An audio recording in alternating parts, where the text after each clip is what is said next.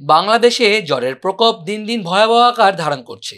Bangladesh medical university BMU জানিয়েছে, দেশে একযোগে ছড়িয়ে পড়েছে dengue, typhoid, rickettsia, viral fever, chikungunya ও কোভিড পরবর্তী জটিলতা। তৈরি হয়েছে এক জটিল স্বাস্থ্য সংকট। বিএমইউ বলছে, প্রতি বছর বর্ষায় ডেঙ্গুর প্রকোপ দেখা গেলেও এবারের পরিস্থিতি সম্পূর্ণ ভিন্ন।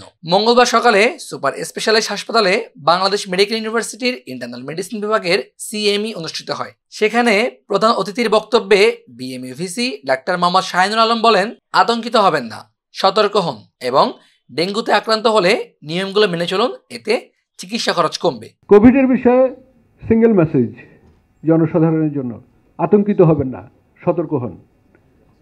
ডেঙ্গির ব্যাপারে, ডেঙ্গির তো কষ্ট, জ্বর অনেক মানুষ আছে আমাদের কাছে।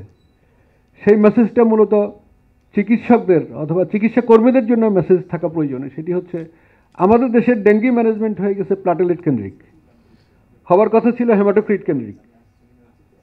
তো এই যে সায়েন্স, অথচ আমাদের গাইডলাইন এক্সিস্ট করে,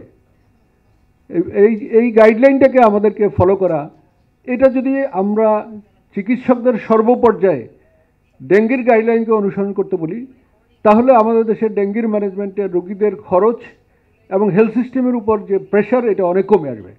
এবার ডেঙ্গুর পাশাপাশি দেখা দিচ্ছে রিকেটসিয়া বা scrub typhus, typhoid, influenza, conjunctivitis, পেটের ইনফেকশন ও ভাইরাল জ্বর।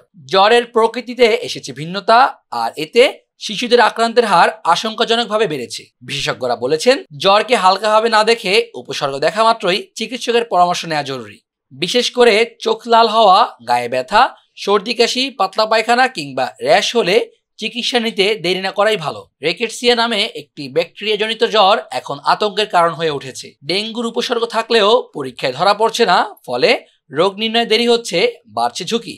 বন্দরনগরী চট্টগ্রামে পাওয়া গেছে ডেঙ্গুর নতুন দুইটি স্ট্রেইন, XFG ও XFC।